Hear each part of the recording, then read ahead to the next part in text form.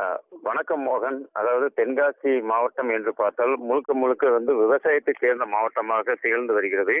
இங்கு பெரும்பாலான விவசாயிகள் நெல், வாழை, தென்னை உள்ளிட்ட பயிர்கள் விவசாயம் செய்து வருகின்றனர்.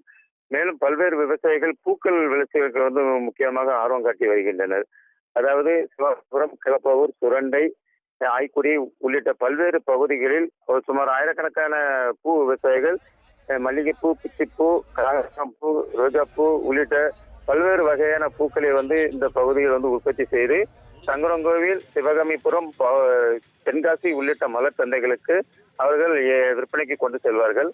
கடந்த சில நாட்களுக்கு முன்பு தற்போது தென்காசி சில நாட்களுக்கு முன்பு தொடர்ந்து மழை பெய்து வந்ததால் இந்த பகுதிகளில் மல்லிகைப்பூ வரத்து என்பது முற்றிலும் குறைந்து காணப்பட்டது. இதனால் அப்போதைய விலை பார்த்தோமானால் மல்லிகைப்பூ ஒரு கிலோ 3000 ரூபாய்க்கும் 4000 ரூபாய்க்கும் அந்த முகூர்த்த நாட்களில் விற்கப்பட்டு வந்தது. தற்போது கோடை காலம் துவங்கி உள்ள நிலையில் இந்த மல்லிகைப்பூ சீசன் தற்போது உள்ளதால் பூக்களின் வரத்து சற்று அதிகமாக இருந்தாலும் கூட தற்போது விலை என்பது முற்றிலும் குறைந்து உள்ளது.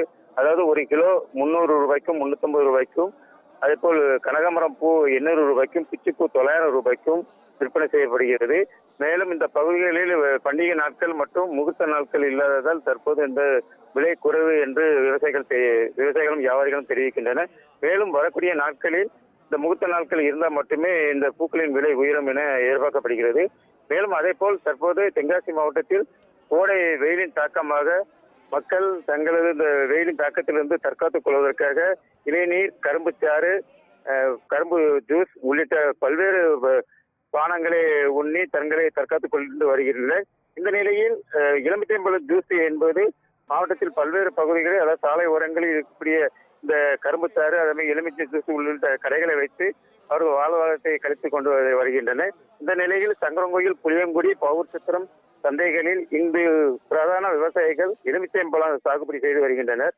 இவர்கள் விளைவிக்கக்கூடிய இந்த பழங்களை புளியங்குடி, சங்கரங்கோவில், பவுர் சத்திரம் உள்ளிட்ட சந்தைகளுக்கு விற்பனை கொண்டு வருவார்கள். தற்போது கோடை காலம் என்பதால் இந்த பகுதிகளில் எலுமிச்சம்பழம் விற்பனை என்பது சூடுபிடித்து உள்ளது. அதாவது வெயில் எந்த அளவுக்கு வாட்டி வதைக்கிறதோ அதே போல் எலுமிச்சம் பழங்களின் விலையும் அதிகரித்து உள்ளது.